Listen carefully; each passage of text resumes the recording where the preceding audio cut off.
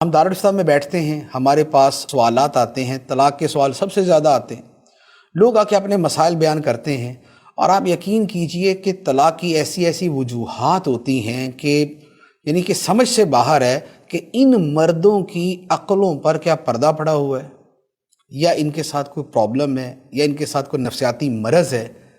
ایسے ایسے واقعات آتے ہیں، میں نے خود اپنی آنکھوں سے، یا میں نے خود جو یعنی کہ مسئلہ آیا، تفصیلات پوچھی تو حیرت ہوتی ہے، یار اس بات پہ طلاق دے دی۔ آپ یقین کریں، مجھے یاد ہے ایک مسئلہ آیا کہ شوہر نے بیوی کو اس لیے طلاق دی کہ شوہر صبح اٹھا اور اس نے بیوی سے کہا کہ مجھے چائے کا کپ بنا دو، اور بیوی کوئی ضروری کام کر رہی تھی یا کسی اور چیز میں مشغول تھی، تو جو بیڈ ٹی جو پلنگ کے اوپر ہی چائے پینی ہوتی ہے، بیڈ کے اوپر ہی چائے پینی ہوتی ہے، وہ بنانے میں اور اس کے لانے میں دیر ہو گئی۔ بس پھر کیا تھا، اب شوہر صاحب کی جو شان فرعونیت تھی وہ برآمد ہوئی، اور اس نے اگلے منٹ کے اندر بول دیا طلاق طلاق طلاق، طلاق ہو گئی۔ اب آ کے مسئلہ پوچھ رہے جی مفتی صاحب کیا ہوا، تو اب اس سے یہ پوچھے کہ بھائی یہ طلاق کا لفظ کیا چائے کے کپ کو بولا تھا، دیوار کو بولا تھا، بیوی کو بولا تھا؟ جی بیوی ہی کہا تھا،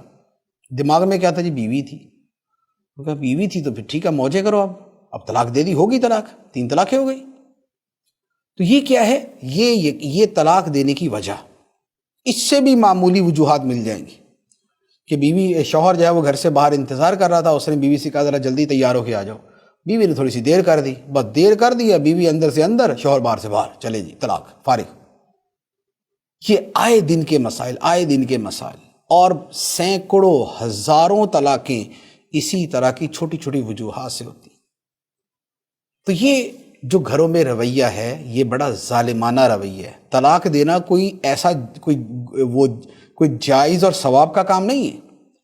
بلا کسی صحیح سبب کے جو شریعت کی نظر میں معتبر ہو، اس کے بغیر طلاق دینا گناہ کا کام ہے، ناجائز کام ہے۔ یہ ایک قسم کا یہ گھر برباد کرنا ہے، یہ آگے جو ہے وہ پتہ نہیں کتنے گناہوں کا دروازہ کھول دینا ہے۔